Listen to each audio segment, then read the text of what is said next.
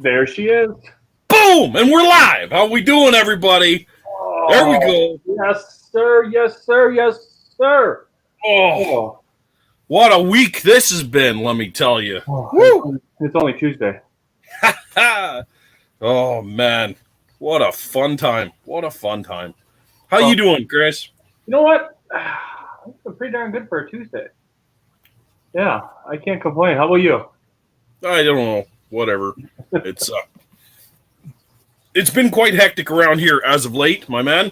Yeah. There's been a lot of other side projects and stuff on the go that have been eating up time, and with a small family, it's not been forgiving, and the wife is pretty much done with it, and all that good stuff. Done with it. By done with it, I mean finished with it.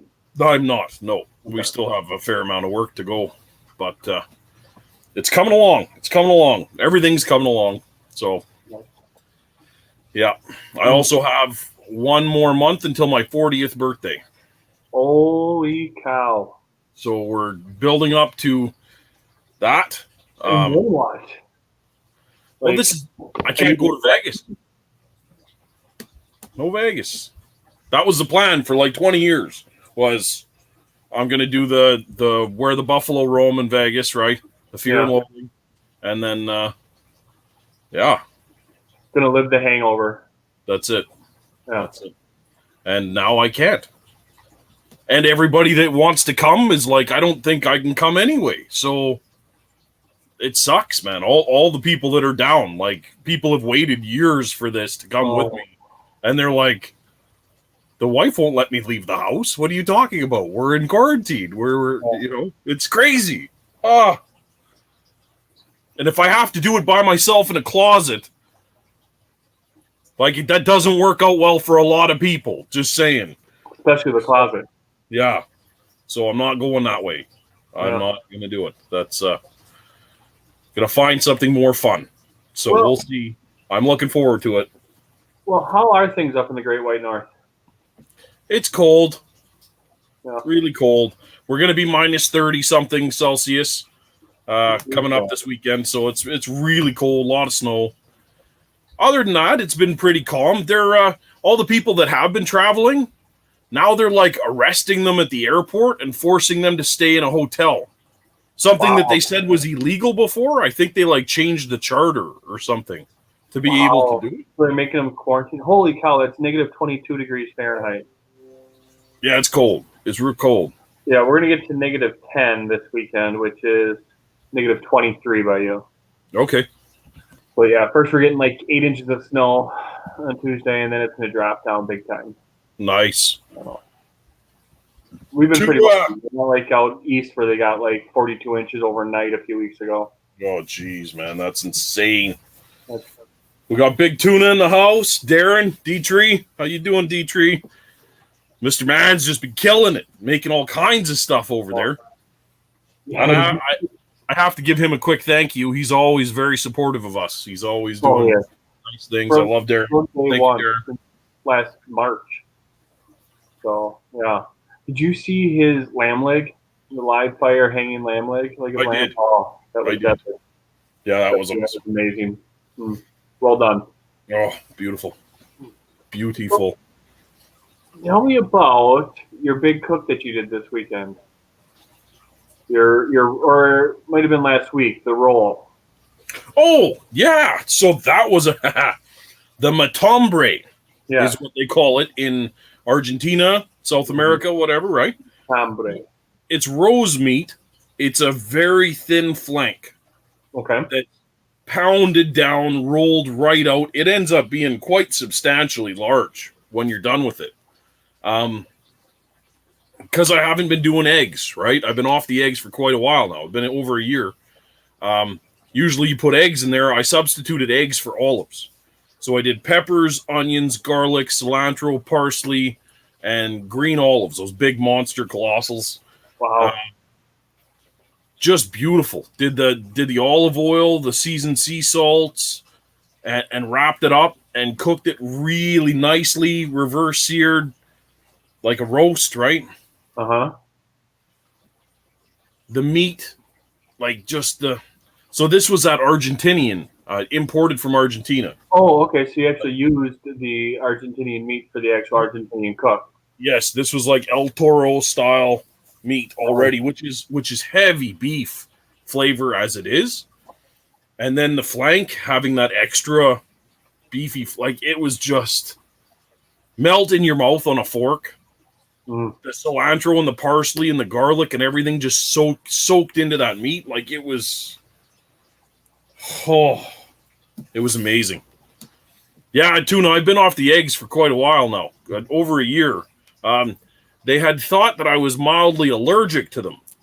Okay. And that my white blood cells were doing something crazy with my body when I was eating egg and some types of milk. So I've been trying to avoid it like crazy, but I just went and saw a specialist, and they were like, either you're allergic or you're not.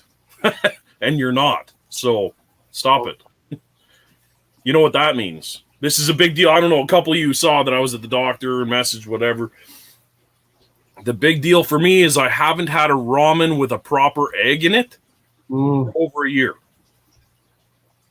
And this has been such a hard thing for me because that's kind of the crown jewel of the ramen. It is. I care what you say, like that special half-cooked egg that's been sitting in the soy sauce and the mirin, like the gooey yolk. Yeah, I've missed it so much. Do you marinate yours after you do that? Because I've never done that. Like I always do the 6 or 7 minute egg, or so the whites are cooked, but the yolk is still runny. Do you then peel it and then soak it in the soy and mirin? Yes. Okay. Yes, I'll put it in. Have to do that for? At least a couple days. Okay. A couple days in the fridge in a Ziploc bag. Okay.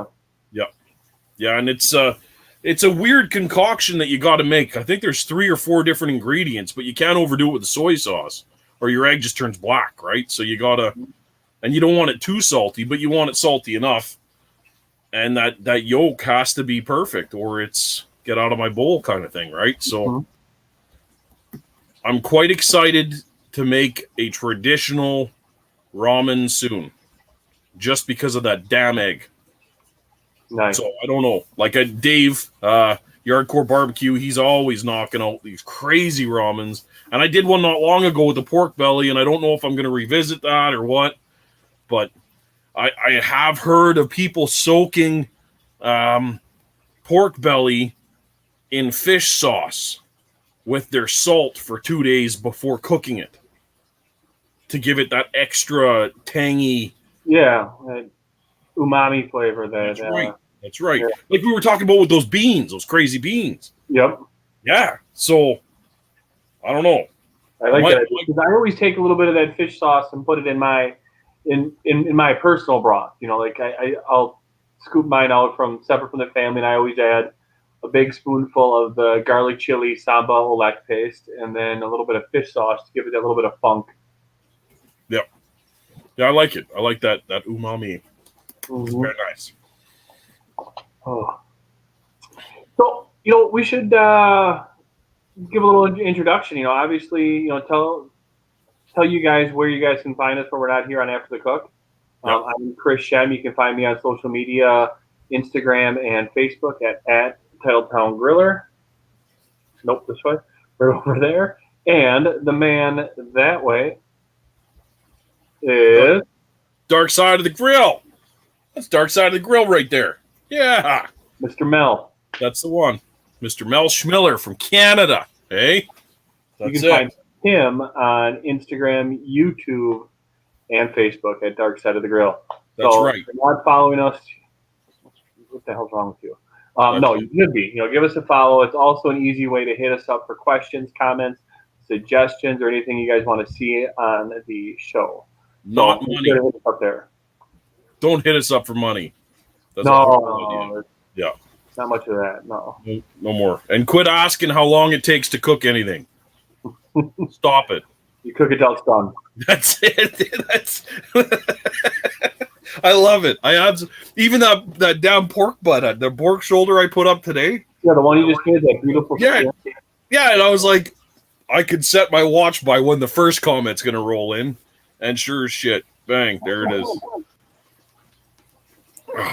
like, how do you? It sucks because I'm sure I was there at one time and I was like, everything has to be time. Everything has to be time. I get it. But I think someone hit me with a stick right in the face, just bang, just one time. And I was like, I'm never going to ask time again. That's it. I now understand the concept of cook it till it's done. And then that was it. That was the end of it. Yeah, And you know, I think there's too much of it too, where people are like, "Oh, I need to time this for dinner and all that." You don't. Yeah. Well, there's nothing wrong with sticking it in the cooler for a few hours if you need to, or you just use a little bit later. Yeah. No, that's the end. Like us with our hot, fast pork butts, right? Right. And now you hear someone cook a 14-hour pork butt, you're like, why? What's wrong with it? You know, like that's you want to go the opposite way now. Like, what? Were you out of charcoal? What happened? Like, what? Right. No, it's just like we'll get it done, and then you get to it when you get to it. Then. You know, and it goes back to the Meyer mixing thing. Is why cook something in 16 hours when you can cook it in 4. Yeah. No, and that's the big thing, right? Is smoke's only gonna get out for so long, and then you're just spinning your wheels in the mud anyway. So you may as well move out of the puddle, right? Exactly. That's it. I hear you. Yep. Well, hey, we have a pretty cool guest coming in tonight. You know, it's somebody that I've known for a really long time. A lot of you, I know Mikey from Man Meat Barbecue and Cowboy Kev know him as well. He's been one of those guys who, gosh, I've been following him pretty much since I started being on Instagram. Great guy, hell of a cook. Ben, you can find him at Grill Hop Anonymous. Let's bring him in. Right on. I've already got bar envy from this guy, let me tell you. Yeah. Hey, there he is. There he is. What's up, guys? What's going on, man? Hey, long-time listener, first-time caller. Nice. There you go. Awesome. That's awesome. How you guys doing? Oh, beautiful. Heck of a Tuesday night. That's Ben, it. why don't you give everybody a little introduction on yourself? Yeah, so my name's Ben. You can find me on Instagram at Grill Hop Anonymous. And really, I'm just a guy who loves to cook. I'm a backyard griller. I have a family, 3 daughters, and so they keep me busy. Always feeding them. And part of like my passion for cooking has come from being able to feed the family. And it's just a beautiful thing when you can put something on your daughter's plate and she was like, oh my gosh, this is the best, right? So that's something that kind of keeps me going for wanting to continue to grill, obviously, besides my passion of loving it. But live in the Midwest, living in northern Indiana, so get to enjoy all the seasons of cooking, mostly winter and then hot summer, really no spring, but we still say we have a spring, but yeah, I mean, that's kind of me in a nutshell. Originally from Ohio, love Ohio sports, so and maybe a little bit of bourbon, but other than that, man, what a bar! Good to be here.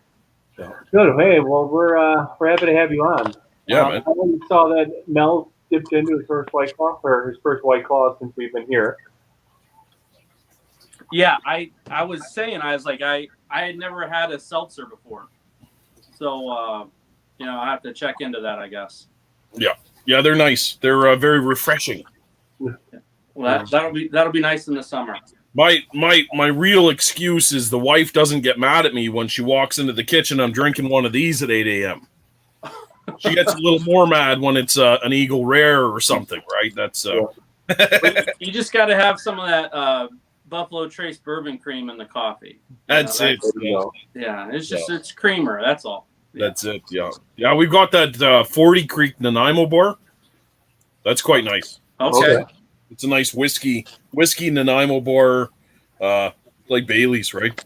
Oh, right. Yeah. Quite tasty. That's awesome. It's kind of funny. Of course, it's a new year and stuff like that, and I've been thinking about trying to shed some pounds and all that. So I lifted for the first time last night in a long, long time. So of course I didn't overdo it, but I am feeling it a little bit. So I was telling my boss when I was leaving today about, the history of the mint julep and how, the mint was supposed to be, you're supposed to drink it in the morning because the mint was supposed to freshen your breath and waken you up. But the whiskey was supposed to make your bones and your muscles feel a little bit better from the work from the day behind. Right. Right. So I said, hey, so tomorrow morning when I bring in a mint julep, you understand. And it didn't fly. Yeah. That's awesome. I didn't know that. So that's a nice little tidbit. I'll try to pass that on as I'm in clinic or something. Absolutely. Don't worry. So I feel better. It's science. Yeah. Right. So, speaking of which, I'm gonna have a little bit of Ego Rare tonight. Nice. I'll join you. Okay, Cheers. I'll drink to that. Cheers, my man. Fantastic. Yeah, I'll cheers you with my Cuban. There you go. I'll take it. Cheers. All right. So Ben, I know you have quite the collection of grills. Why don't you walk us through your grills and which ones you are grilling on the most? Sure. So primarily, I've been a Weber guy. I bought my first kettle shortly after I bought my first home back in 2006. Mm-hmm. And growing up, we really didn't have a lot of grilled foods. I'm the youngest of six. Super busy with going to sporting events for siblings and things of that nature. So there wasn't really a lot of downtime at the home for grilled food. So when I bought my first home, we thought, hey, let's get a grill. And by that time, I was not having much money from buying my first home. So right. I was trying to determine between a gas grill and a kettle. And the Weber kettle was obviously a little bit less expensive. And I was told, hey, man, charcoal gets a better flavor. And this is coming from somebody that never really grilled ever, And the first time I grilled some chicken breast. And, man, you could probably shatter ice with how hard and dry those were after I was done. It was unreal. But it made me think, okay, I want to work at this, right? I want to try to make this better, I can do it. So I enjoyed starting on the kettle and learning how to do two-way fires, two-zone fires, things of that nature. And then next came the Weber Smoky Mountain. And that smoker right there, I think, really is what kind of set the tone for me, is wanting to jump in there and start smoking. What I loved about it wasn't super expensive. And you could put a lot of meat on it, and it was pretty reliable. You didn't really have to fuss with the air vents, with the airflow. It was pretty reliable. You knew what it was going to do. And the first time I did a pulled pork, I thought, man, this is living. But the reason why I really wanted to get into smoking was I thought that life was just going too fast, and I thought, you know what, we need to slow it down and wake up in the morning, start your fire early, get it going, put that pork on, and then it's a process, right? Mm-hmm. How you were talking earlier about, hey, 12 hours for a pork butt. Why, when we can do it in 5? It's funny because at that time, that's what was happening, right? Now we have the turbo butts that we're doing and things of that nature. But I thought, there's nothing better than a Saturday morning than smelling that charcoal rolling.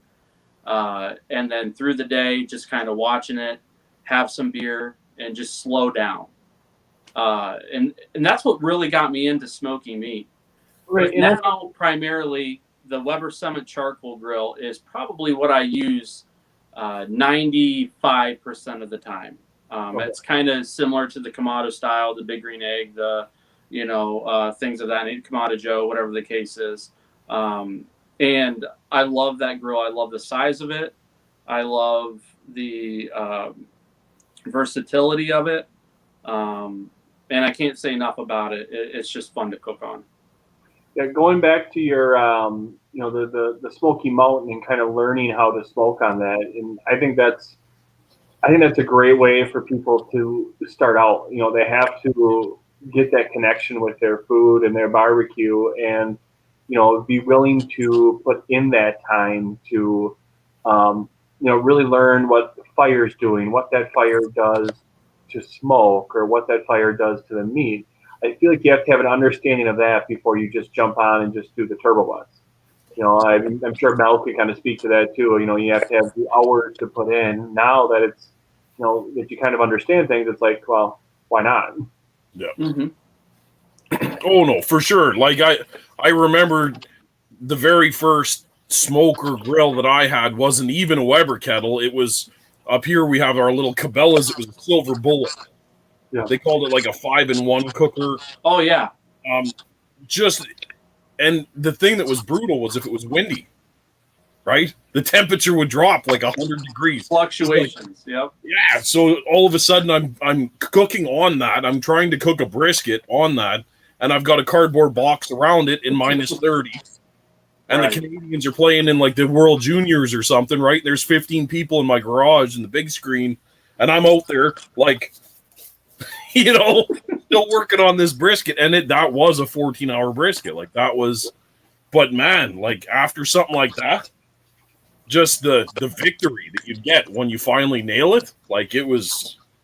So I get it. I totally get it. Well, and it's funny because when I was trying to choose, I already had the Weber kettle, and it's funny, I was in training with an old coworker, and during the breaks we would hop on the work internet, and we would just do some searches for smokers. And at that time, the Weber Smoky Mountain was a popular one, and then Brinkman, I think, had kind of a smoker that was kind of similar to the Smoky Mountain. And when I would read the reviews, 100%, the Weber was a little bit more expensive, but everybody that, you basically was you cry once and then that's it. You're happy, right? Because you have it and it's going to be reliable.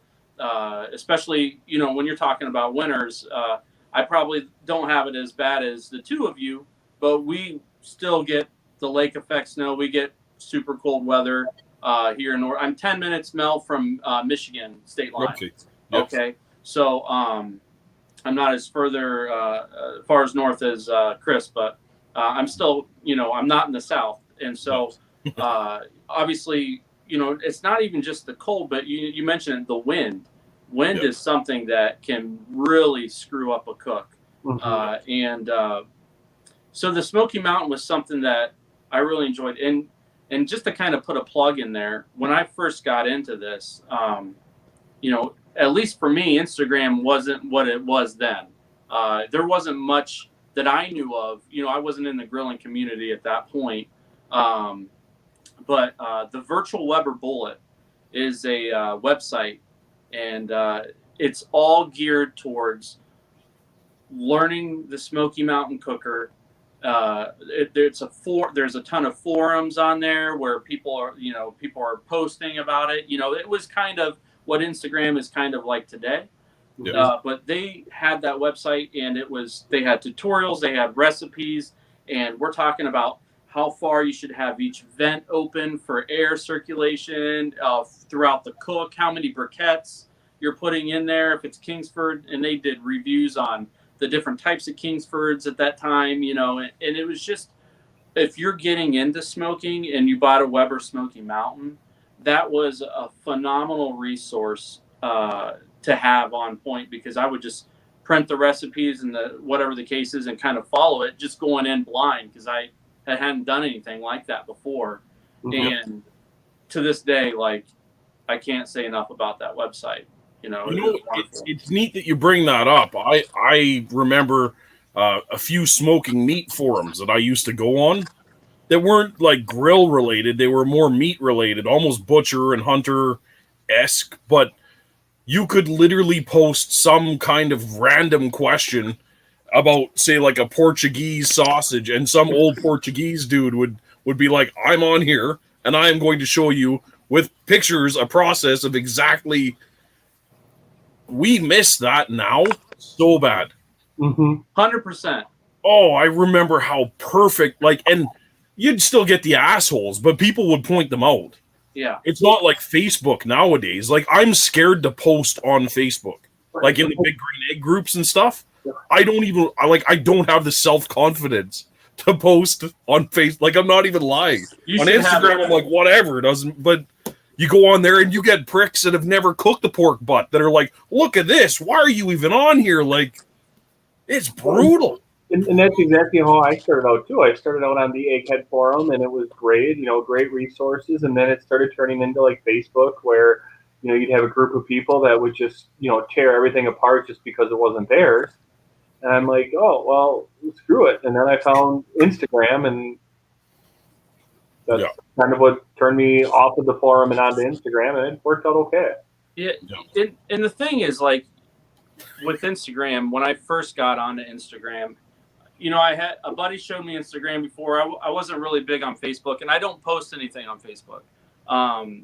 And then he showed me Instagram, and I had like a family account, just an account for me personally. But then I started getting into some of the grilling and learning more. And what started this was Tony and Maribel. I don't know if you guys follow them or not, but Tony out of California, Tony followed me, and it was all about, he saw the Weber Smoky Mountain, and we started commenting, and I saw some of his Weber posts and, my posts. And then that's really what made me thinking, hey, I was a youth director at a church at that time, and I enjoyed craft beer and barbecuing. And I thought, I'm going to set up an account where I was anonymous, and I could just post about barbecue and beer. And and that's kind of how I started this, my Grill Hop Anonymous now. But that community, when I first joined Instagram, 2015 or so, was just so much fun of just learning. I got to meet really cool people, and everybody seemed to be just really into like learning off of each other. And there was a lot of positivity. There was a lot of like, wow, that's a great, you know what I mean? And unfortunately, I don't see a ton of that today. I see some of it. There's some out there that, I'm like, yeah. And that's why I've stuck around with it, is because some of the relationships that I've had through this whole process, 5-6 years now. But that's kind of what I was getting at the forum. And when I joined Instagram, that's what it was like for that. But now the cooks are so much phenomenal now that we see, it brings a lot of inspiration now too, right? Mm-hmm. Yeah, everybody's bringing their A game, it seems like, and there's some competition in that I see throughout there. For me, it's just, hey, let's have some fun, let's cook, this is my therapy. This is kind of what I use to kind of end my day with, or whatever the case is, to blow off some steam. To keep your sanity. For sure. We all have our everyday stresses between, just work, life, family, and everything else that's going on, not to mention, COVID and whatnot. So we need that outlet to have, as we always talk about, something to fill up your own bucket, because you can't pour from an empty cup. And cooking, I think, does that for all of us, not just three of us, but the other, people that we have hanging out here too. It's that's what we use to kind of fill up our cup. And, there's a lot of people out there that you're going to find, especially in social media, the keyboard cooks, or, what Darren called them, that want to take from you, or take from your cup or empty that. But, it's all about kind of surrounding yourself with the good people, and then, doing what you got to do to make yourself feel good. And that's what I love about Instagram, is you see a picture, you get inspiration, you're like, okay, what can I take from that, and how can I make that mine into what you're going to cook, which is absolutely. Well, and it's amazing too, is like, you talk about COVID and, the pandemic, and how everybody's been kind of, cooped up in their homes, and, more than normal. And for me, having 3 kids, and my oldest daughter's special needs, it's, I hate to say it, but it really didn't change my lifestyle. I normally would just go to work, go to the grocery store, come home. That was kind of, we didn't go out a lot. We didn't, because it's just too hard.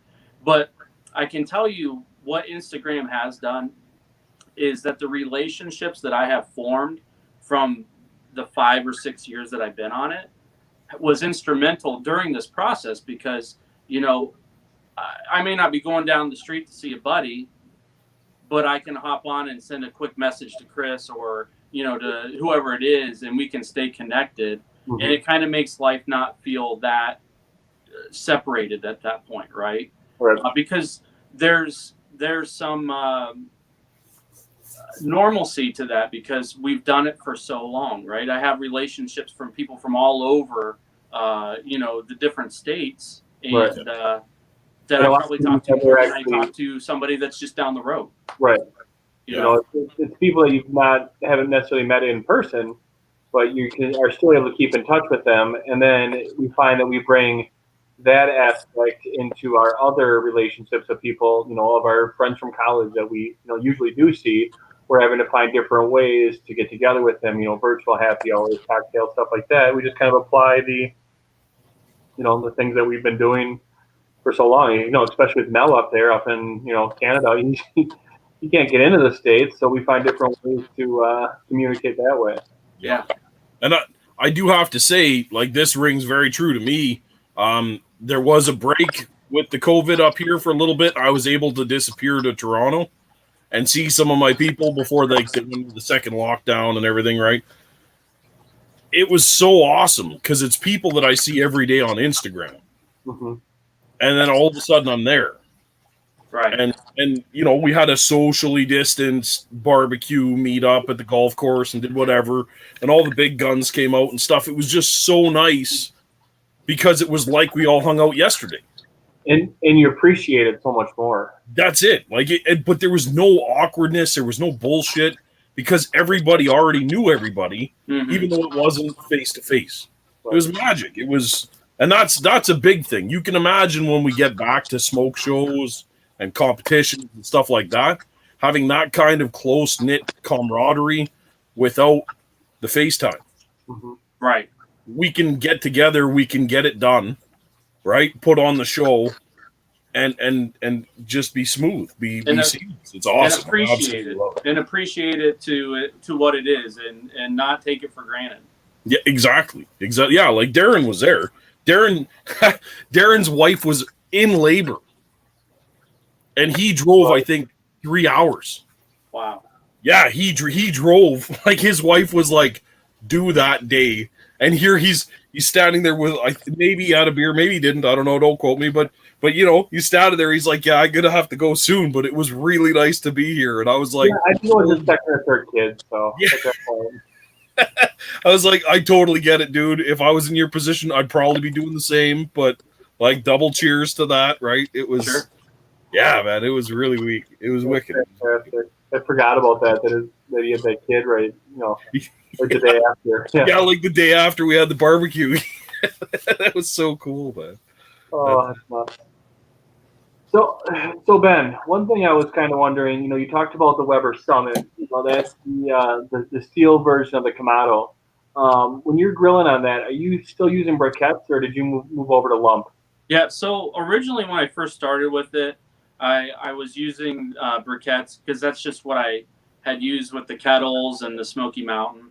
And then I ended up trying some lump charcoal, and I've been using lump since. Mm-hmm.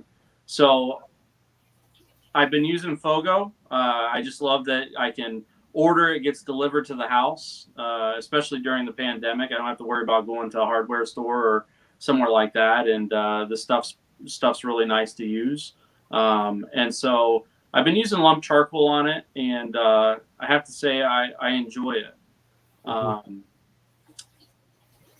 There's less ash. I notice less ash with it, and I can conserve a lot more coal versus the briquettes. And I like to be able to reuse and just put a little bit of fresh on and restart the grill that way. Versus when I was using the briquettes, that once I used it, it was pretty much gone. Right. Right. I think that's one of the biggest things is I think you get a different flavor from the hardwood lump. I mean, I understand that the compressed briquettes are, going to be similar makeup, but I think the flavor is just different from hardwood lump.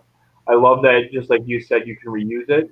And I think you can, to me, you can get a little bit hotter. Like, I feel like I can just get a little bit more warmth. I mean, I'm not sure if the science is there behind it. And I never looked it up because I've never used briquettes exclusively for a long period of time, but I think you can get a little bit of heat, a little bit more heat from along. Yeah, and when I first started smoking and grilling, I was using the just regular Kingsford Blue Bag, and then when Weber came out with their briquettes, I was kind of like, they're kind of pricey, but the briquette was much bigger than a regular Kingsford, and they did last longer, and so I felt like it was worth it to purchase those. But when I switched over to lump, like it was just really, I haven't bought a bag of briquettes since. That was a tough transition for you or not, but it seemed like it was pretty easy. Yeah, and using the Summit charcoal grill, how much that conserves the coal too versus the kettle is insane. That it's more insulated. So I'm using less of that charcoal than I normally would with a kettle. I can shut the air vents off really easily, and it's going to hold it there and kill that fire quickly. Even though the Summit was more expensive than a kettle, I feel like over its time of usage, it's going to pay for itself within the price of charcoal over the years. Yeah. Mel, have you ever cooked on one of those Weber Summits, or have you ever checked them out? Up here, actually, almost every comp team has two of them. Okay. But when you're on the circuit, like more often than not, people have at least one or two sitting there. If that's not their main cooker, it's definitely a backup cooker. So, yeah, they're there's quite a few groups actually that cook on them just 100%. They'll even do barbecue classes with them. Okay. Yeah, they're so easy to set up, so easy to transport, right? So obviously they're very similar to eggs, then, with the Kamado style cooking. They are, but they don't weigh 1,000 pounds. That's the neat part is that you literally just set it down and then set the second ring, put the basket in there, and then away you go. Right? It's like a small pit barrel, but it fits better, right? So it's got the little door on it. Yeah, I like them a lot. I do. They're a neat unit for what they are. They're a very neat unit. I think the one drawback that I have with it is, it actually, and I thought it was cool at first. It has the fuel where you got the little propane tank with the burner that you can start your fire that way. I thought that was neat at first, but mine kept getting clogged with the ashes because the ashes would burn down into the burner and then it would get chalked up, and then it seemed like it was just more work to try to clean it out than it was. And they have it similar with the Performers too for their kettles. But I had a couple times where I had a fire so hot when I was cooking that I had flames coming out of the burner port of it and going into my connectors to my wires to the igniter, and it burned my wire cords up and stuff like that. And it was pretty. And so, like, now I'm to the point where I don't even use that, and to me it's a deterrent. Like, I just rather use some kind of a JJ Grill type torch or whatever it is to kind of start the fire versus that, because I just felt like, okay, you have a propane tank connected to it. This isn't going to be good. We got Mickey in the house. Mike. And that's right, Mike. A lot of the new ones don't have that, probably for that reason, and to save some money. Well, this is so. I don't know if you've ever seen how I light my charcoal. I use a flamethrower. Fire in the hole. That's it, baby. That's how, and I've done that since. And that 7-in-1 Cabela's Silver Bullet, right? It had one of those. More times than not, I would finally hook up the gas to find out that I had burnt a hole in the gas line. Past cooks before anyway, and it was like inoperable. So. Yeah, it never made sense to me to try and mix the propane with the charcoal. Yeah. I even had, I don't know if you've ever seen it, like the Masterbuilt. They came out with like a 4-foot cabinet that ran propane. Okay. And it had 4 racks in it, and then like I put 4 more racks, so I put 8 racks in it, and it's a tall cabinet, 4 feet by, I would like to say 18 by 18. Black with 4 legs, and then it's got a little burner, and you slide your chips over top of the burner, and it's a smoker, right? Sure. Mm-hmm. right away, I retrofitted that to fit a cast iron Dutch oven full of charcoal, right? And then just got rid of the propane guts as soon as I could. Yeah. But that cabinet ended up being a cold smoker because it was just too cool. Like, it was a pain in the butt with the charcoal, but as soon as I put a cold smoking unit on it, it was like fish all day long, cheese. Because it's just the way it was laid out, right? 4 feet tall, 18 by 18, and you could fit like 8 racks in there.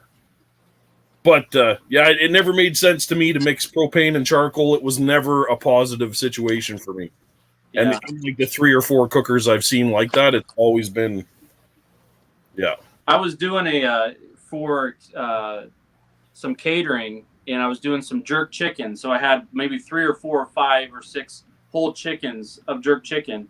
And I ended up lifting the lid, and I went inside for a second, forgot that I had the lid open. So you had all that oxygen, right, going through the and then going up, and then all this chicken juice dropping down. Yeah. So I kind of got one of those grease fires going, right? Yep. And that's what happened. That fire just started shooting through that port, and I was like, and I'm like thinking, oh, the jerk chicken's really black, it's got that blackened chicken look, right? Was this on your stomach? It's supposed to look like. But that there's nothing like it whenever you're thinking, oh, do I have to call the fire department, because you got this propane that's just covered in flames, and you're trying to get the baking soda out to kill it, and it's Well, and that's the beauty of cooking on the egg or the the Kamado style Weber Summit is if you get those big flare ups, you shut your vents. A couple of minutes later, the fire's gone. I mean, you just starved of oxygen that quickly. So when I shut the vents and shut the lid, that's what made it even go out that port even more, because that's where the oxygen's coming out. Yeah. So you can't completely shut it down because of that port. That's right. Yeah. Yeah, that's what was killer. So I did all that, and then I'm like, I still got a problem. So, good times. I learned from it. Yep.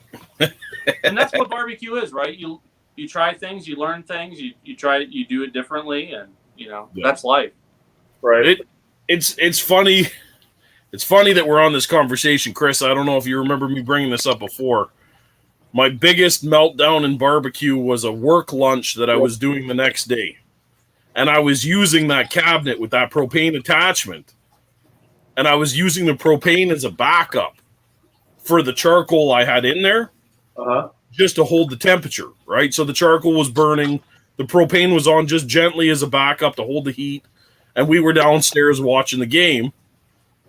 I come back outside, and there's a ball of flames coming from the box. Everything was on fire. And that's what it was again. The tube had burnt from the charcoal and finally caught and was shooting flames into the cabinet. And here I am, like I'm a welder, so the first thing I do is go run and shut the tank off, right? That's what. And now I'm trying to unhook the tank and run away, and there's like a huge bonfire standing right next to me, and that was my Well, and that was when I just cut it. I just cut it, and I was like, we're done with this. We're not doing that ever again. And then it became a cold smoker. There you go. Yeah. It evolved. Pushed into getting some different types of cookers, like egg. Well, I don't know if you ever seen. I'm trying to think of the name of the Smoke Daddy. Maybe it's an aluminum can. Yeah. That works with like a fish pump. And you retrofit. You drill a hole into a box or a cabinet, and then it bolts to the side of it, and you light the bottom. And then that gentle airflow from the fish pump blows the smoke off of and it burns like a cigarette inside of that aluminum cylinder. So you pack it full of chips, and then it just gently smokes through the chips, so you can smoke for like 8 hours. That's what you hook up to the cold smoker now. Yeah. So that was just drill a hole inside, drop it in there, and the first thing I did, I tested it with cheese, and the cheese didn't melt. So I was like, there you go. We're done here. That's it. Yeah. Yeah. Awesome. Ben, have you used Weber's pellet grill at all? I have not. So, I had planned on doing some of the. I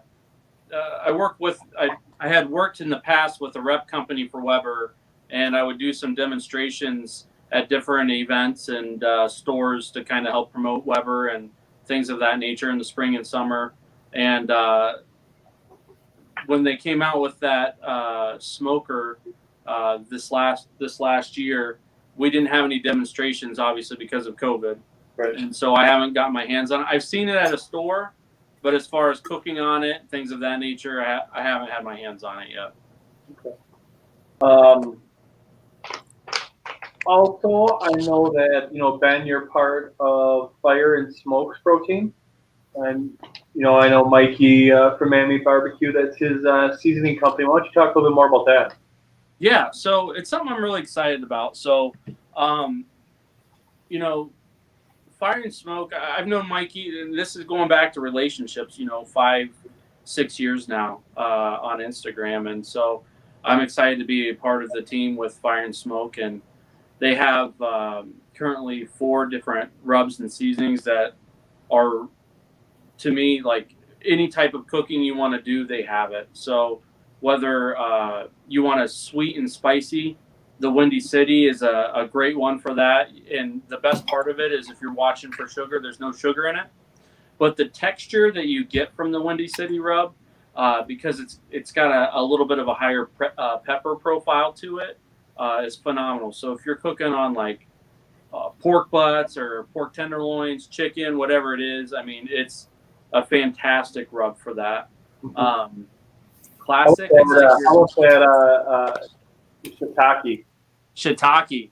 Yeah. So shiitake is incredible because Mikey smokes the mushrooms and then dehydrates them and then grinds them up to put them in that rub. I mean, you talk about a unique style of rub that you can't get nobody's doing that, right?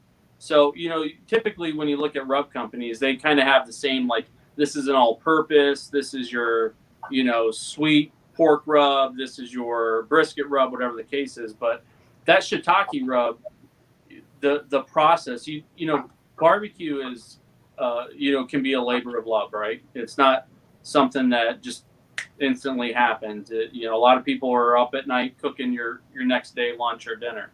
So that goes into that rub that he does with that shiitake rub, because it's smoking the shiitake mushrooms, getting them dehydrated, then grinding them to put them in that rub is pretty impressive. I love that rub on steaks. Phenomenal on steaks. I have to be honest with you. Me and Mike went back and forth about that rub specifically. Okay. To get it up here was $38. Just for shipping? Just for shipping. And he was like, well, what do you want to do here? I'm like, well, this is an interesting, because I really effing want to try it, but yeah. I don't know if I'm $40. And so $38 American is $210 Canadian, just so we're on the same.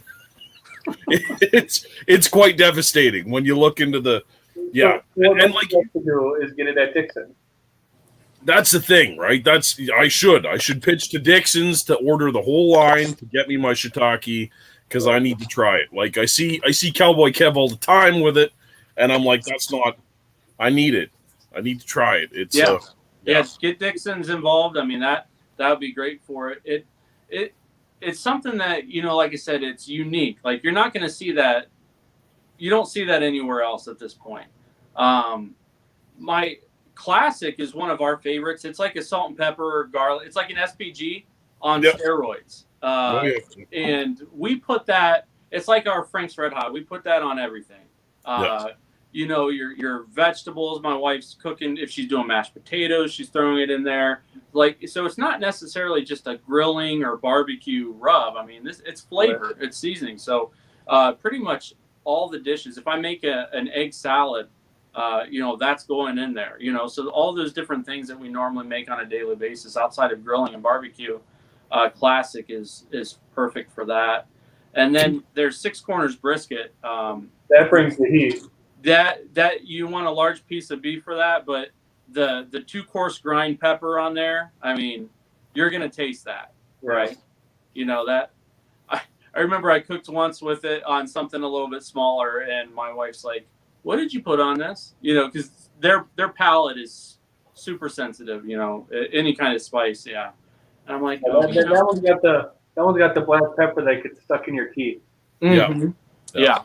So I'm excited about it. Midwest company, just outside of Chicago. Super fun to be involved with it and watch it grow. Nice. That's awesome.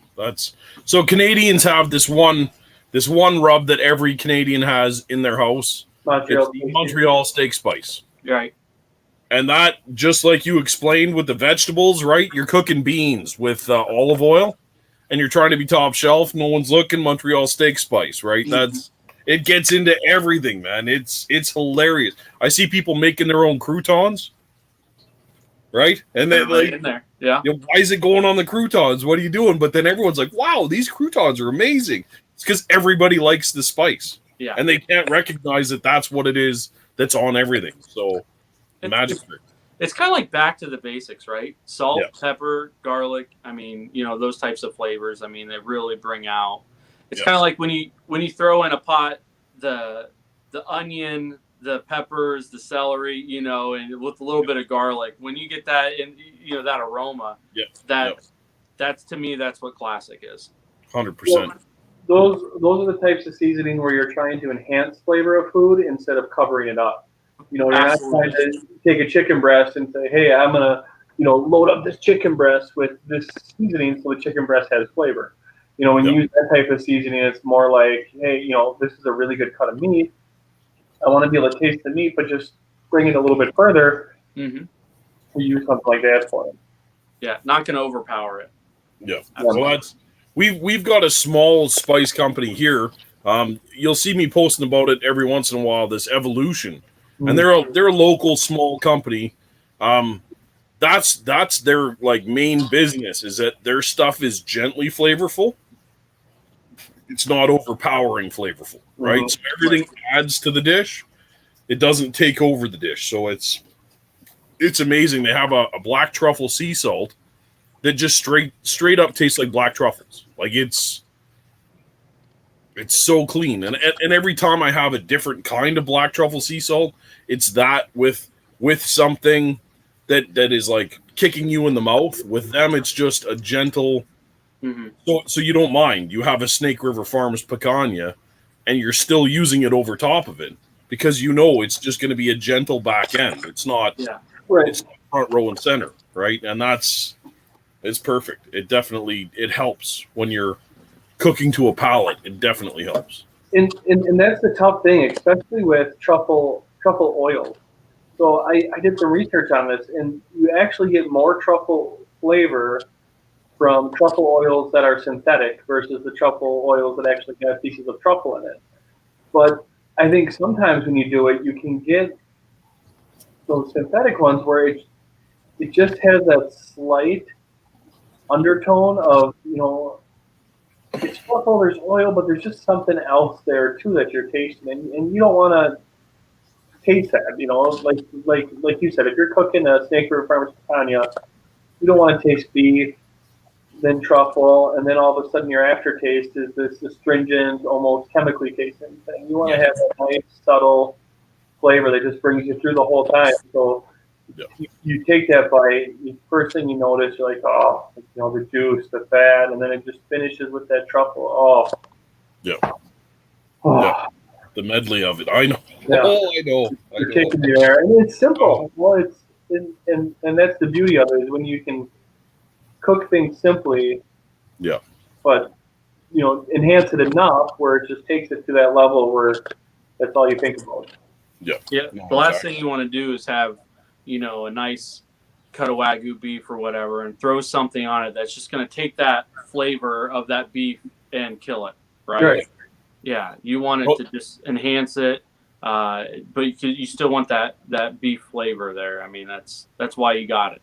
You don't want the last thing that you remember tasting to be something different. Yeah. Well, that's one thing, too, that a lot of people don't take into account. For myself, if I was going to be cooking something pretty high-end, I would go and clean my grill. Mm-hmm. I would make sure that my plate setters are clean. Maybe run them through a hot cook first. Mm-hmm. Right?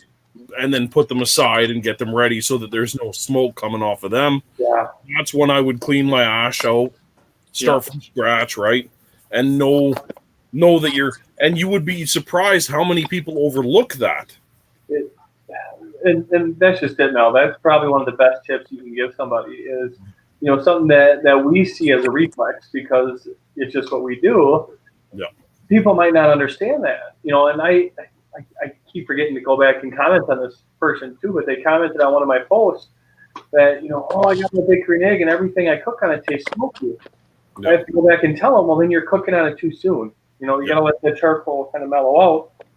Or, like you said, it's about cleaning it in between it, especially the plate side. I find myself when I do cooks, flipping it leg side down just to burn it off on the bottom every now and then, just to clean that, to keep that fresh. Yeah. Well, it's kind of like this. I'll use this as an analogy.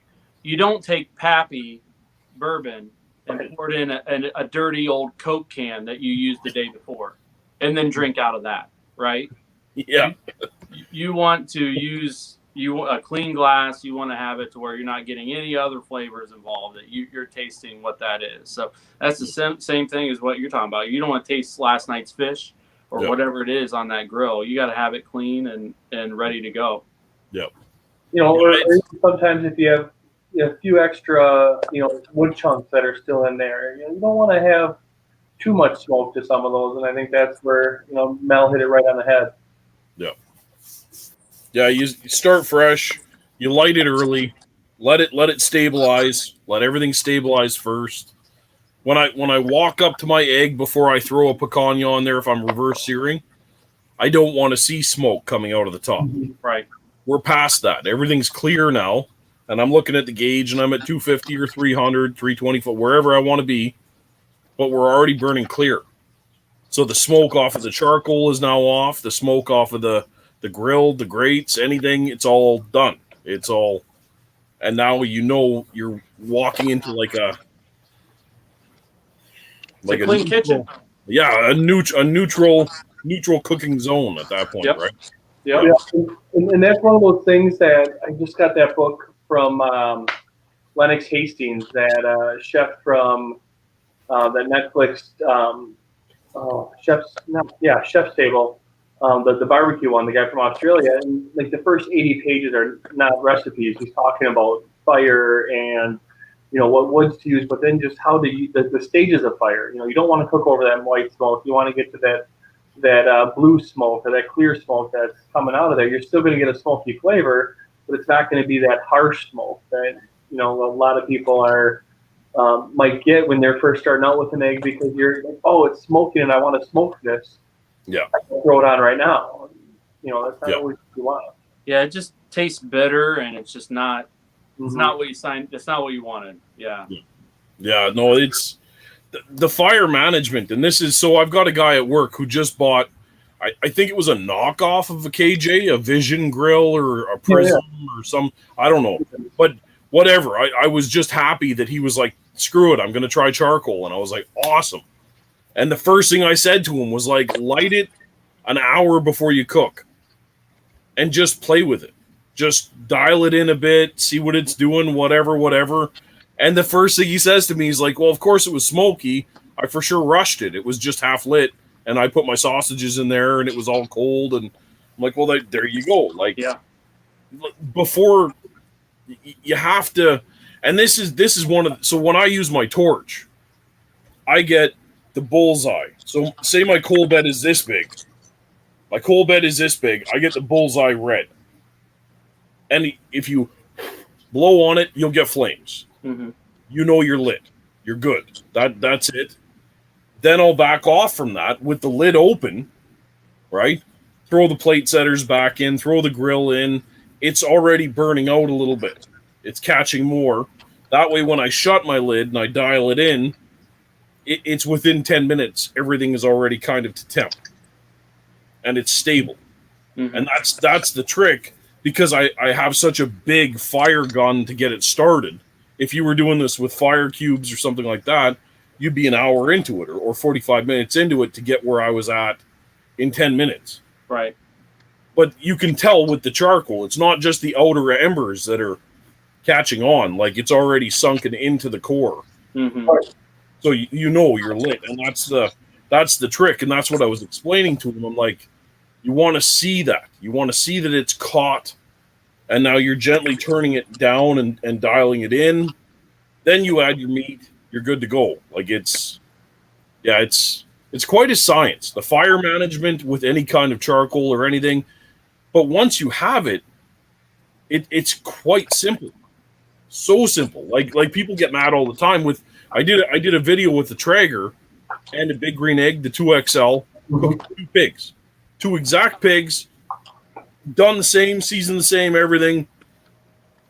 And the Traeger was just as much work as the big green egg, if not a little bit more, just because I had to be checking. I didn't have all the sensors for the hopper and stuff like that, so I had to make sure I had the pellets and whatever. But the pellets were stuck to the sides. Yeah, no, but other than that, like, it was. They're quite comparable. When it's 225, 250, and it's rolling fine, and you've separated your wood chunks, so as it burns, it hits more wood. They both smoke the same. Yeah, And you don't have to fuss with it. That's it. Yeah. Like, they just. I'm worried about the animal inside and how the skin is doing and that kind of stuff, and I'm not worried about the cooker itself at all. Right. So I've been playing around with using a chimney starter recently with my eggs. So what I've been doing is using less reserve charcoal. So I mean, I still have charcoal in there, but I'm using less charcoal to begin with. Like, I'll just fill up the chimney starter with new stuff and just use that for a cook and go through that. So I don't have as much left over because everything is lit that I'm using. But I'm still not having to go through that much because of how just efficient the egg is. So that's something new. I mean, I definitely would not do that if I was doing a long cook. Yeah. Or I would maybe just fill it up halfway, get those lit, and just put that in the middle and let it kind of come out, which that would work fine too. But it's just something different that I'm trying to use some different ways and just get back to some of that other fire management. Well, One thing I found very interesting, the little skewers that they do. Yakitori, is that it? Mm-hmm. Right? And they have just a few pieces of charcoal in that steel canal. Right. And they fan it just a little bit, it's caught, and now they start cooking. How efficient is that? You can literally gauge, okay, these 2 pieces have cooked down. Now I put a fresh one in the middle of the 2, and it starts. And that takes up this many square inches for how long? Right. It's kind of like the maze. You see like the snake method and things of that nature where you're just running a snake the whole way through, like on kettles. That's how I used to do on a kettle cooker. You have a line of 2 that you're just running through. So at any given moment, you don't have to worry about the whole thing catching. It's just gonna follow it like a fuse. Yes. No, I love that science of it. I absolutely, and this was one of my big things. Like with the 2XL, it's a bit different, but with the XL, I'm able to put the old coals to one side, drop new coals in there, kind of mix them. Mm-hmm. If I had to measure how much I was cooking for a standard dinner, it'd be like 2 handfuls. Because when I burn it and I light it and I cook on it and then I shut it, I'm kind of just replacing those 2 handfuls every time. That's right. Mm-hmm. And people are like, but it's so big and you're using up so much space. Well, you're not, though. Because once it's to temp, and then it's just the fuel that it uses, and then you snuff it out and it snuffs out. And when you break it down to that, it's actually quite efficient. Quite efficient. So I really like that.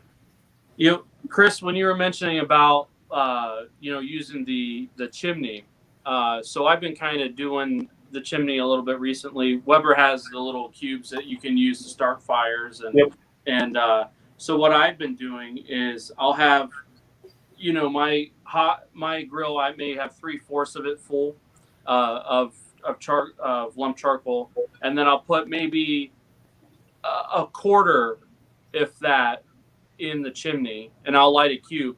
And what's cool about it is you're not only starting the fire, the charcoal that's in that chimney, but it's also getting it underneath it too. So, Mel, when you're talking about you're having a circle that's going down, and it's catching underneath. Yeah. Once I dump the little coals that's left in that chimney, I have that now, right? Yeah. And that's been a beautiful thing. And like I said, I'm only adding maybe a quarter of a chimney at a time, after every cook, because it still stays in there. You're replacing that, like you mentioned, 2 handfuls, and you're good to go. Yeah. But when we talk about clean fire and fire management, I used to have a stick burner years ago, and that's when I really learned about fire management, of making sure that I wasn't choking a fire. And that's when you're up and you're making sure every 45 minutes or so I had to add another log onto it. But that's where I really learned the power of a clean smoke, right? And how important that is. And that was right around the time when Franklin Barbecue came out with their book, and I enjoyed reading that. And it was when I had my stick burner, and it just really spoke to me on how important that was. And that's what then I focused on. I would just light fires just to try to figure out, with my firebox, with the wood that I was using, how can I get this air flow the correct way and the temp that I want to have the smoke barely coming out of that pipe that you can see. You want that, thin blue smoke, which was just a lot of fun to learn. And I was able to use that with the air technology with these grills now. That was like my baseline to figure it out on. Okay, this is how you do a clean smoke. Yeah. Well, that's how I base almost all of my big cooks on the Big Green Egg, is how I would do it on the stick burner. Yep. And that's the tough part, is like, if you want to talk about a romantic day of cooking brisket, here's your case of beer, right? You got a stogie, right? You got some bourbon for later. Yep. And your whole plan is to spend 14 hours cooking a brisket, maybe a few pork butts. Like, I get it. Stick burner comes up. Yep. Because it is. That you're literally building a fire with your hands. You're sitting next to it. You're checking on it. It's a spiritual thing. There's nothing with the egg, like, it's closed. It's cooking. It's doing exactly. With a stick burner, it's not. You have to be there. You have to. It's a very hands-on experience, right? And I'm very passionate, though, like you're saying. Right? You throw something on there that's green, well, all of a sudden, you can see it in the stack. Yep. You know you're going to taste it in the meat. Yep. So you have to think way ahead of time. Right? Everything in your pile for today has to be checked. Right? Every piece of wood has to be checked. Everything has to be just so for you to... And it's a beautiful thing. And you can't argue. A brisket that comes off of a stick burner after a day like that. No comparison. I don't care who you are. I don't care where you.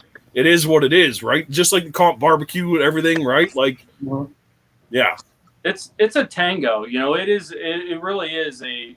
When we talk about labor of love, I mean, that's what that is. And you're right, when it comes to, like, was it worth it in the end? That flavor can't be beat, and you can't. I don't think you can mimic it either. No. It is what it is for that reason. I'll tell you what, you can't mimic that day. No, you can't. The whole process. I have so many people that are like, next time you fire Darth Angus up again, please let me know and I will come down. Right? It's before COVID, that was the big thing. So we'd have my daughter's birthday or whatever, and I'd do a special little thing where I'd fire the stick burner up.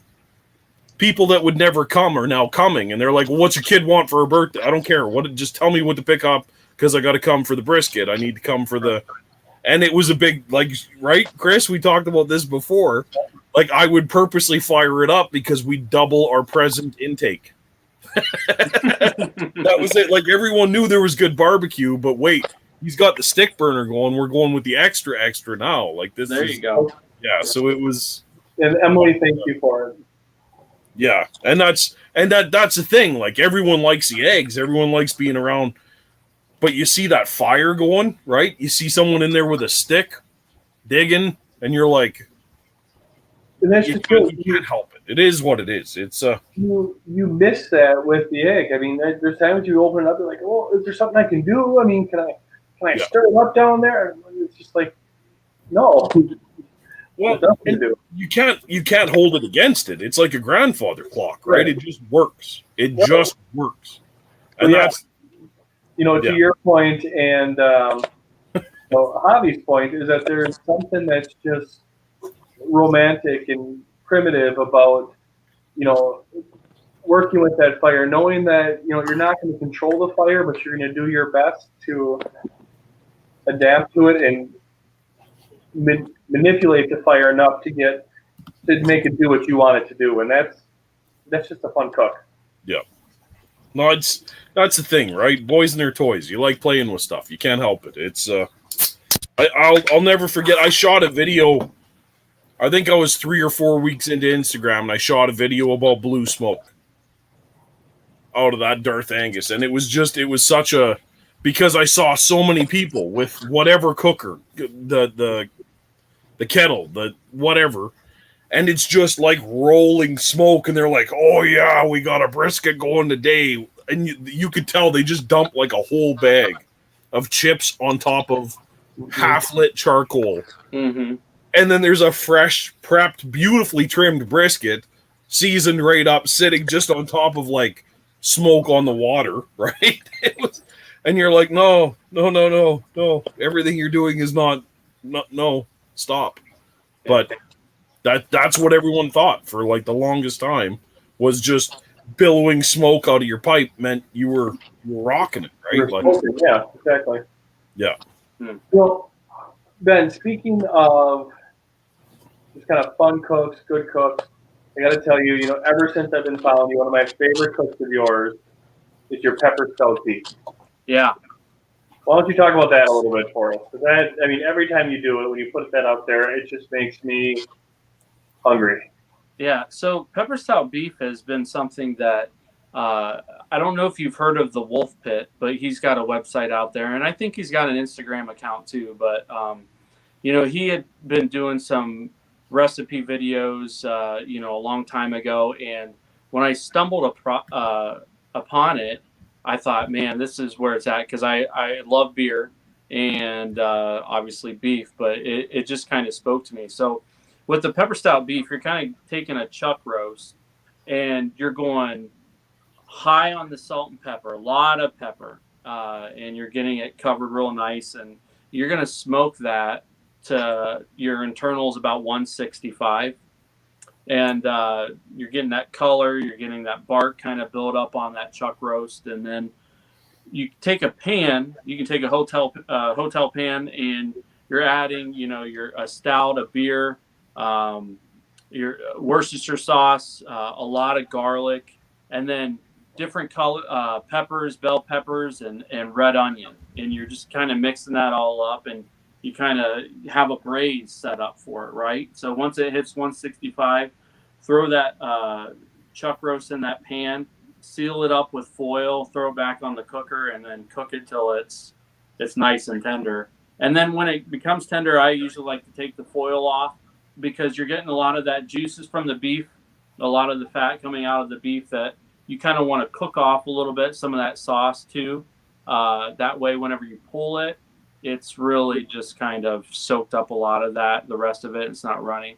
But you want to still leave a little bit for that au jus. That au jus is where it's at. So makes killer sandwiches, and whether you throw it on, some bread with some pepper jack cheese, some horseradish or something like that. I mean, it's killer. It's a fun cook. But the Wolf Pit is where I found it. And, and it's one of those things about recipes when we talk about inspiration. You find something and then you try to make it your own, right? You add some things that you like that maybe, I think his originally has jalapenos in it. My wife's not going to eat that, so I kind of adapt it. Maybe just put that on mine or whatever the case is. So it's just a fun cook. That sounds a lot like how we do a big dirty moose roast up here. Okay. It's pretty cool. They're without the hydration right on the back end, it doesn't work out. So you have to, That Fire and Smoke 6 Corners brisket rub would be perfect for that pepper stout beef. It's got that pepperness to it that would really kind of shine through on it. Nice. Yeah, and you always have the most beautiful color, when you pull that, and that's, you have that pulled beef that's got the smoke ring, it's got that nice pink to it, it's got the bark, but then that's on top of the yellow, green, red, orange bell peppers. I mean, it's just this thing of beauty, and you can smell it when you see the picture. It's one of those things, like years ago, I would talk with Brad Barger a lot. I don't know if you follow Brad. He's a big Weber guy, and we would talk about, you cook with all your senses, right? First, you're seeing it. So when you look at a picture, does it look like I want to eat it? So when we talk about colors and things that pop, those peppers really add to that, which is awesome.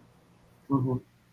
Yeah, cool dish. It's one that I always tell you I need to try it and cook it. I just have to do it because it'll be one of those things that I cook, and then it's probably something I'm gonna have to take for lunch that week because I'm not sure how much my girls would eat of it. But right, it's just, I need good food to eat at lunch too. So yeah, and with the pepper, my wife, it's not her favorite, so usually I have all the leftovers, which is nice. So perfect for lunches through the work week. How big of a chuck roast are you using? I usually just get whatever the store's getting. I mean, I think they're probably about 2.5, 3 pounds, Right. Somewhere around there. The normal size chuck roast. Yeah. I generally shop at just my local grocery store that's, here. Sometimes I go to Costco, but they're pretty similar sized, 2.5, 3 pounds usually. Nice. That's perfect. Yeah. I think his recipe calls for like a 5-pounder, but it's very rare I ever see a 5-pound chuck roast. Right. Yeah. Unless you go up to Costco where you have the whole chuck roll, and then Yes. you're looking at 19, 20 pounds, and you're like, well, that's a little more than I want. Yeah. You just have to divide that up. Right. Yep.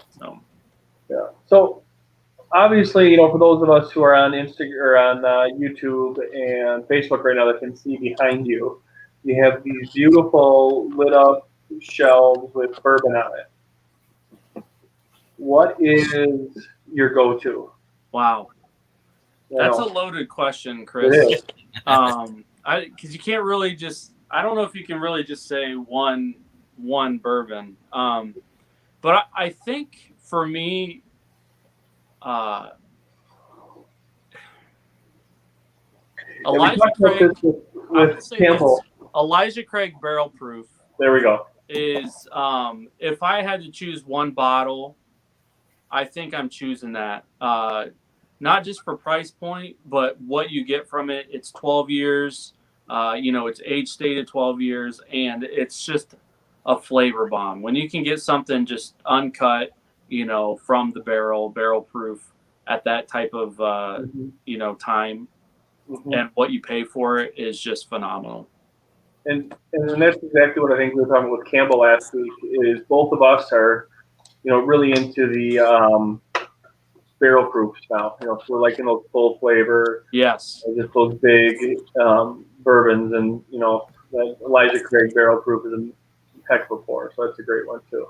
Well, and the beauty of it is you get 3 go-rounds a year, right? They have an A, B, and C, so they're doing you get different flavors from each one that comes out because they're different allotments. So whether it's in January, May, or September, it's just kind of similar to Booker's. When Booker's releases theirs, you're getting 3 different opportunities, I think, 3 or 4, and at a much higher price too.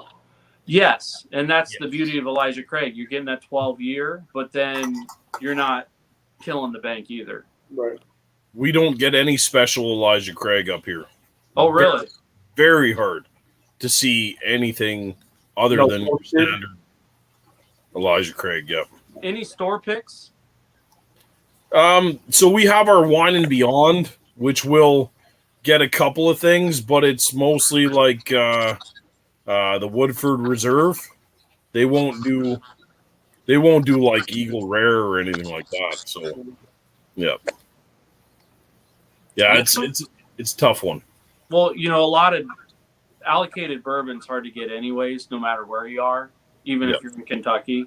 But being in Canada, I can't imagine. Yeah, No, but so a weird thing for me, having this right now, most of this wouldn't have happened had it not been for COVID.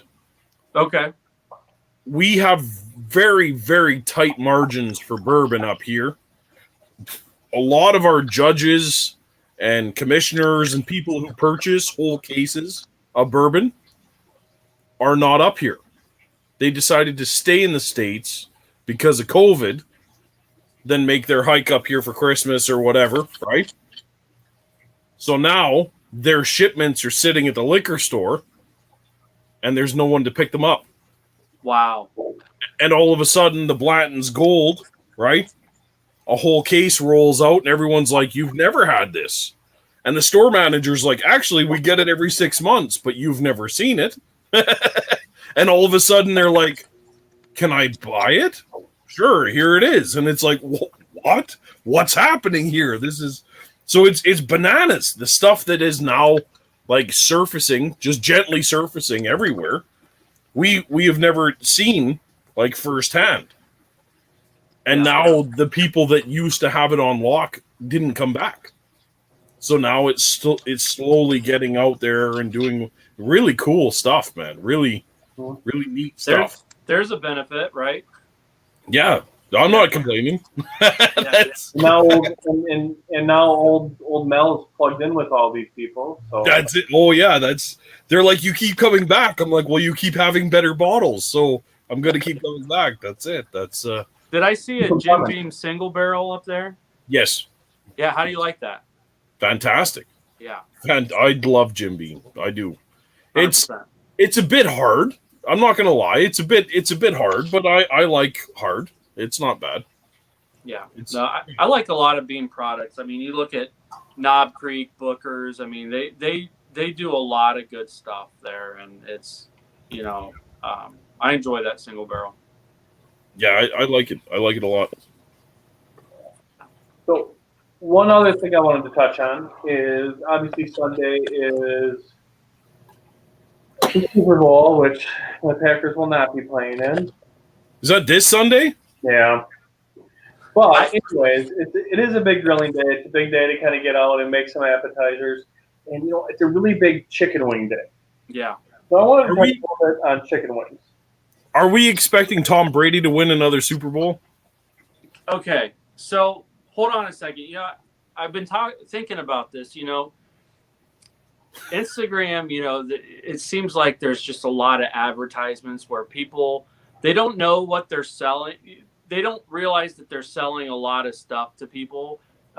And, it's like sometimes they just lose themselves, whenever they're talking, and like it's branding and things of that nature. And Fire and Smoke, you mentioned that. So you wanted to talk about wings. So yeah, let's talk about wings. First of all, Tom Brady, you mentioned. Yes. I'm normally, I don't want to say a Tom Brady hater, but I'm from Ohio, so he was a Michigan guy. I'm not a fan of New England Patriots and Belichick and all that stuff, so normally I would root against them. However, as I get older and I see what he's doing, going to another team, getting to coach. You look at where New England is right now. You look where Tampa Bay is. Now where they're playing, the Super Bowl's in Tampa. It's never happened before. Yeah. I have to say I have to root for him. It's way against what I normally would do, but I want to see it. I'm not a Chiefs fan. They did my Browns dirty. I'm a Cleveland Browns fan. Grew up in Ohio, so I was heartbroken. Chris, I know you're probably hurting too. But anyways, I'm kind of rooting for Tampa. for that. I think that would be kind of, you look at all the Super Bowls that he's won, and then to go and do what he's doing now at his age is pretty phenomenal. Yeah. It is. It's impressive, but I still hope they get blown out by 50. Well, I'm an Andy fan. I like Andy Reid. He came from the Packers tree and everything too, so I don't mind Andy Reid. yeah. No, I like Andy Reid for sure. Yeah. So wings. Yeah. Normally, for me, I like to. I used to smoke them whole. I never split the drum and the flat, but now I do. I like to separate the two because they cook different temperature. They cook quickly. The flats are going to cook quicker than the drums, things of that nature. So I like to separate them. And I've been using the Fire and Smoke Windy City rub on it. I think it gives, again, that sweet and spicy flavor with that texture, with that pepper, and a beautiful color on it. Mm-hmm. But I normally like to smoke them at 225 or so until they hit about 165, 170. Okay. And cherry wood is what I like to use a little bit of cherry wood. I think it gives it a great color and a great flavor. It's not too harsh on it, and that's the flavor profile I'm looking for.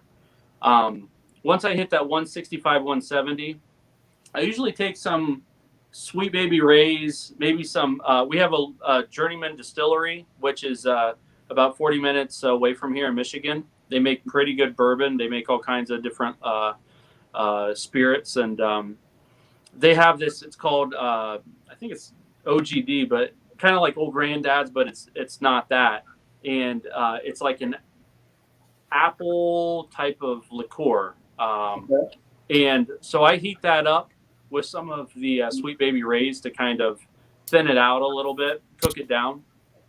And then I take my diffuser plate off so I can get my grill up to about 350, 400 degrees. And then I throw it in the bowl, toss the wings into that sauce once it's been kind of thinned out a bit. And then I get them back on that cooker to get that crispy skin. Okay. So normally, my wings are probably hitting 185, 190 before they're done, internal. I don't do the 165 on wings. I shoot them up high. I want them to fall off. I want them to be just, but I want that crispy skin too. I don't want a gummy skin. And you're doing more of the barbecue wings then. 100%. Okay. 100%. Again, when we talk about heat, my wife and kids, they're very sensitive palates. So if I'm doing buffalo wings or something like that with hot sauce, they're not going to eat it. And, I can only eat so many wings, right? So, yeah, more barbecue than anything. Do you always toss them and then toss them back on to tighten the sauce? Yeah, so once I toss them, I got my grill back up to 400 degrees. I'm throwing those back on the grill and rotating them to get that char on it, so it'll tighten up and get that sauce set. Do you sauce them again at all, or you just that one time and done? I throw them back in the bowl, and it's just got a little bit of sauce residue in there, and I just toss them again, and then I'll throw them on the board or whatever we're doing. Sure. So it's still got a little bit of that stickiness from the leftover sauce, but it's not over the point where it's dripping, right? Right. So, Mr. Mel, what's your go-to way for wings? Oh, so I'm in the same canoe as him, right? With the wife and the kids. I live in a house full of women and girls, right? So we're doing like a salt, pepper, garlic type wing for them, maybe with some hoisin sauce or a very light barbecue sauce. Very easy for them. They don't want crunchy. They want fall off the bone, right? But not rubbery. It's very, very easy to attain there. Me, I want like a triple dipped, hell hot, something that I marinated for 2 days to fight. So anytime you put hot sauce on a chicken wing for over a day, you're going to get a rubbery skin. So to fight that, you're going to want to roll it over the open fire, right?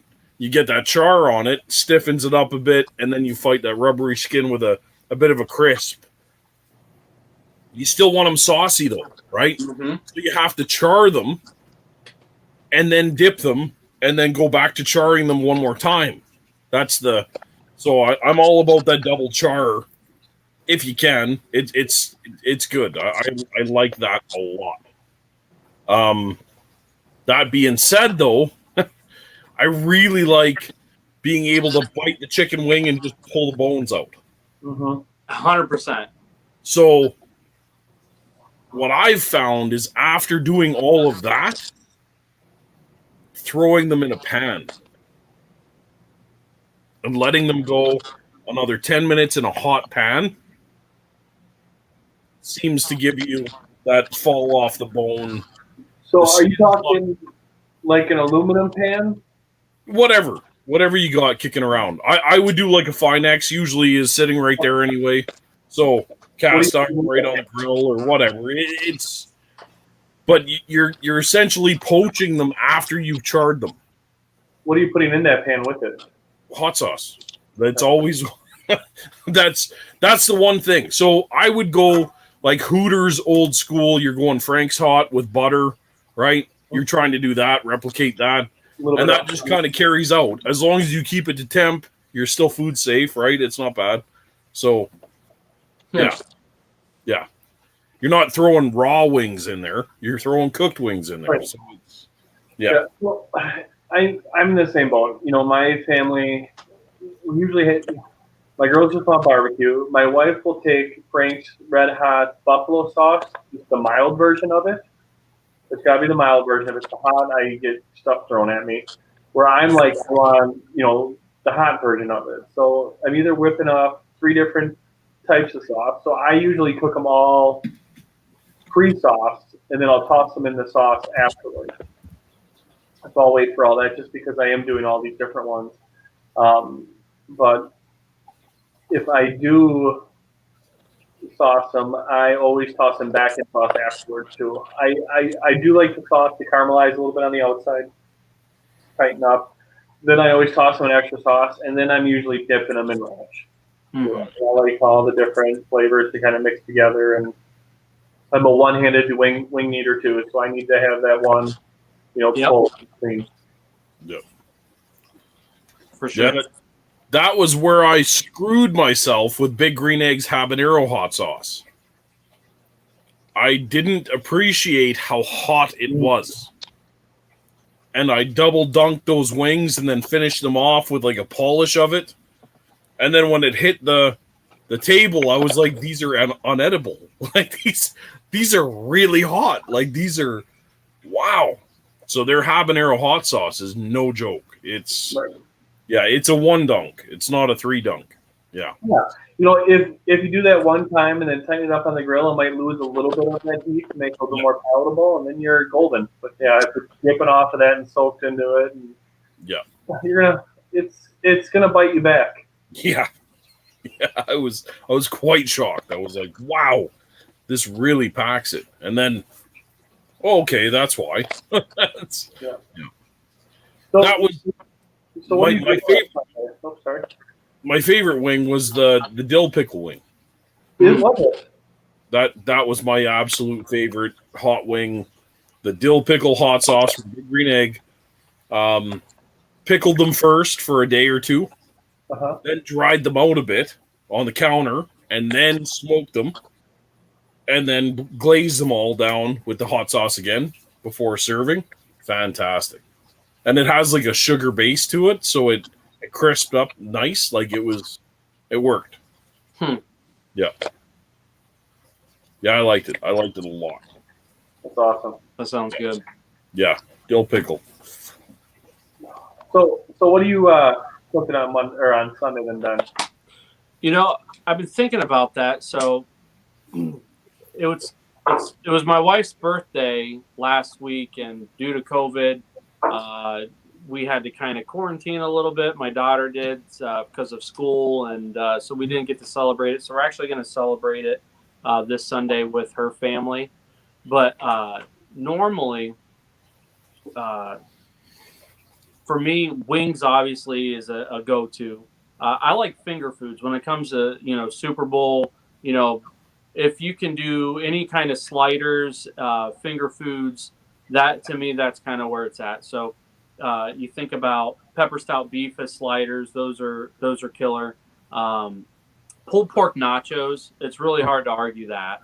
That's That's obviously where it's at. There he says nachos. There you go. Pulled pork nachos. Pig shots. Pig shots. One-handed going in. The finger foods. That's where it is. Bacon shots and poppers here. Yeah, See what I'm talking about. Yeah, this is the show to be on, brother. Let me tell you, this is. Candied bacon, obviously, is always a fun thing to do. But one piece of meat that I think is really underrated, and when it's cooked right, it's dynamite because it's not expensive. And pork tenderloins. Mm-hmm. When you do pork tenderloin sliders, slice them, put them on a little bun, add some sauce, a pickle, whatever it is, some slaw. I mean, that to me is inexpensive, flavorful, tender. It's hard to beat with that. Yep. So much flavor, so juicy, and that's it's perfect for a slider. It's one of those ones where people bite into it and they're like, oh, I need to make this more. Absolutely. Yep. When done right, it is to me something that it's a winner. So those are the types of foods that I would do. I mean, obviously, you got your brisket and ribs and things of that nature, but for us, finger foods and little sliders that we can do. Pork tenderloin, if you don't want to be cooking a pork butt or anything like that for 5-6 hours, pork tenderloin, you're done in 45 minutes, and you're good to go. Now I have to ask, for Super Bowl, mm-hmm. Is it not accustomed to cook chili? I mean, it's a great food to eat during any day, but I mean, Super Bowl is a good day for that. But it's not a bad thing to cook for the Super Bowl. So up here, when we have our Grey Cup, chili is kind of like the national dish. Really? Chili and nachos. It's quite common that whoever you're going to, whichever party, there will be a pot of chili and there will be nachos being served, and then everything else is like nobody's business. No, who knows? Who knows what you're going to get? But the staple for Grey Cup is usually chili and nachos. So that's I've never been to a Super Bowl party with Americans. I've been to a Super Bowl party hosted by Canadians. You know what I mean? I'm very interested to see, and that's the one crappy part about Instagram is that you get to see the flamingos of everything, right? Yeah. You don't actually get to see what's in like everybody's living room. Right. You get to see the big, robust everything of everything, but you never get to see like the actual what do the average person make. Yeah, and I'm with Ben. It's usually all about finger food. I usually do wings every year. I'll probably do some jalapeno poppers, and I like to do it if I'm just watching with my family, platter style. A platter of all this different stuff where you just kind of pick at it. And actually, I had some tips for that kind of stuff too. I think it was on Snake River Farms website, and there might be something similar coming on a local paper this week too, where it's all about finger foods. It's about eating with your hands, because if you're at a party, you don't want to sit there with a knife and fork if you're standing or sitting on a bar stool or something. So you want to eat with your hands. Yep. And then I think it's also important to do stuff where people can build their own. Especially if there's a lot of people that like to build your own nacho bar, build your own taco bar. There you go. Kind of stuff like that. Mike just stole it right there. So one of the best dishes that I've ever made was for Buddha's Kentucky Derby. I did those bourbon smoked meatballs, and it was like a bourbon honey glaze or a maple glaze. I'm going to make those for sure this Sunday. That's it. That's done. They were so easy and quick, super smoky, super beefy, and like pop in your mouth. Meatballs is something I've been craving a lot lately. And it's just something that I've been trying to cut carbs and things, and I'm like thinking about smoked meatballs. Yep. I mean, there's something to that. Yeah, just keep the breadcrumbs out of it. Well, that's the bacon share porco, right? Yes. Pork panko. Yep. Yeah, man. That's it. And you use the big skewers, right? Snap them in half. Mm-hmm. So each one's like a lollipop. Oh yeah. Oh, you're done. You're totally done. That's and those are good too, because that's something, like if you are having a party during non-COVID times, you just keep them in a crock pot. yeah. You cook them before, and you keep them in a crock pot. The meatballs or little smokies are another big thing. Those little small little Osmeyer wieners that smoked sausages that you can have in a crock pot. Where you just take the toothpicks and. Oh, you know what I miss is people. I miss having people to come and eat all this shit. That's what I miss. But, Mel, when you say chili, I'm thinking like in America, it's probably pizza that you're going to see at all the parties, and it's a given, but I'm sure like the pizza joints are, all of them are just slammed all day. And that's probably most places you're going to see it. Yeah. Pizza. Hey, that makes sense. That does make sense. I don't know. It's a weird thing for us up here. You go to the bar and like the chili is pretty much on the house. It's a weird, like everywhere you go, the chili is the standard. The nachos are there. And then everything else is like extra. It's weird. That's not a bad thing. No, I love it. And like up in Canada, we do heavy beans. It is what it is. That's a weird thing, but we like it, right? And there's bacon. I have heavy beans on mine too, so. Yeah. No, I like beans. There's nothing I can do. Add bacon. That's always bacon. And the nice thing with chili is you could just have a big pot of chili simmering all day long, and that's not work. If you're having people over, you don't want to work during the game. You want to have stuff that's kind of prepared or that people can grab on their own, so you're not sitting there, cooking while everybody else is watching the game and having fun. No, and that's a big thing. For our Grey Cup parties, like my parents couldn't cook. My whole family, nobody really cooks other than my grandparents, right? Like they didn't put any kind of time into the meals that we had. It was a meat and potatoes family, you know what I mean? But that was it. Like the roasts were always the same, the potatoes were always the same, the chicken was always the same, and that was it. So but we'd have our Grey Cup parties, and that's when the chili would come out. And the chili was a bit spicy. It was a bit racy, right? And that was the whole thing. Like, even as kids, like, oh, it's football. Like, everyone's coming to visit, and we get the chili. Like, yeah, it was a fun thing. It was a big deal. Yeah, the thing about that, too, is when you're hosting a party, you want things to look good. So what's like one of the worst things for meat after you cook it is oxygen, right? Once that air hits that meat, it's getting discolored, it's changing. So you got chili in a crock pot or meatballs in a crock pot, it's staying warm, it's good to go, where you don't have to worry about, oh, well, you came 3 hours later, that brisket's been sitting out in that pan, and it's all, funky looking and, grayed out. So that's a beautiful thing. Oh, exactly. Yep. Oh. I'm ready for Sunday. I don't know. I don't know which way. Like, you guys are so everyone's so dug in about it. I don't know. I'm voting for Tom Brady. I'm hoping for a good game. Yeah. Yeah, as long as it's competitive and it's close, right? Right. Yeah. And who knows about the commercials, what that's going to be like. Yeah. Right, yeah, because as far as, being able to produce commercials and shoot as normal, they haven't been able to do that, so it'll be interesting. Yeah. Yeah. Who does the halftime show? The Weeknd is doing it. The Weeknd. Oh. Did I hear Eric Church is doing the national anthem? Really? I think I might have heard that. I'm not 100% sure, so don't quote me on that, but I'm in on that if that's the case. Wow. Yeah, well, Sunday should be a good time. Yeah. Yeah, it's going to be neat. Well, hey, we are about it. It's about that time. Okay. It's getting real late over by Ben. Yeah. Yeah. Yeah. Mel, what time is it? Are you on Central Time or what? Mel, what time are you on?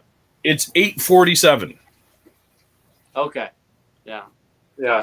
It's 10:47 for Ben. Yeah. There you go. Yep. Interesting. Okay. Yeah. So Mel's just getting started. Yeah. True story. Yeah. So, hey, Ben, thanks for coming on. It was a blast. Good to have you here. Great insights. It was awesome to chat with you. It was a ton of fun. I was super excited about it when you reached out, and obviously Chris, we go back a long time, and Mel, I remember the first time I saw a post from you. You were in your robe and talking of something crazy, and I was like, oh my gosh, I love this guy, and I had to hit that follow button real quickly, and obviously the talent that you guys both produce on the grills and things is awesome, and I appreciate what you guys are doing, because if you think about everything that's happened this year, people can tune in and connect one way, and that's what I think in this world right now we need, is where we can kind of connect and come together, and you guys are doing that with barbecue and grilling, and I think that's awesome. Awesome. Well, thank you very much. Yeah. It was a pleasure having you, brother, and thanks for coming on. Absolutely. It's a pleasure. Well, everybody make sure to have a good weekend, stay safe, but tune in next week. Next week we got a big guest coming in. We're going to be really kind of focusing on that live fire aspect. It's it's a pretty major guest. It's a big guest. Yes. It's a big guest. Yeah. So can we drop it? Can we say it? Drop it. Yeah, he's confirmed a couple of times. Derek fucking Wolf is going to be on here. Just so you know. Over the fire cooking. Not a big deal. There you go. Oh, I'm so pumped. I've got like a million questions for him. Yeah. Oh, it's going to be nuts. It's going to be a lot of fun. So, we really want to pick his brain a little bit on, a lot of that live fire cooking aspect of things. And then kind of just pick his mind on where he's come on his Instagram journey. Because I was following him a long time ago, and now he checked, and I'm like, I remember a couple months ago when he hit 1 million. He's at 1.4 million followers. Yeah. Wow. I mean, the guy's done a lot of work to crank out those videos too. But you got to have the passion to be able to do that. So that's one thing I want to pick his brain on, is that live fire aspect, and just how he's evolved in his cooking. So if there's questions that you guys have that we want to cover, get them to us. It'd be great to be able to cover, get a list of these beforehand, because I got a feeling that we're going to be getting a lot of questions coming in. Yeah, it's going to be a busy show. It's going to be a busy show, tight schedule, and, I'm pumped. I'm so pumped. If something you guys want to know or talk about, hit us up so we have that going into it, so we can make sure that we cover it. But yeah, it's going to be a good show. Heck yeah. That's awesome. Heck yeah. Right on, guys. All right. Well, this was fun. I bid you adieu. Cheers. Cheers. Have a good night, everybody. Have a Take good care. night, everybody.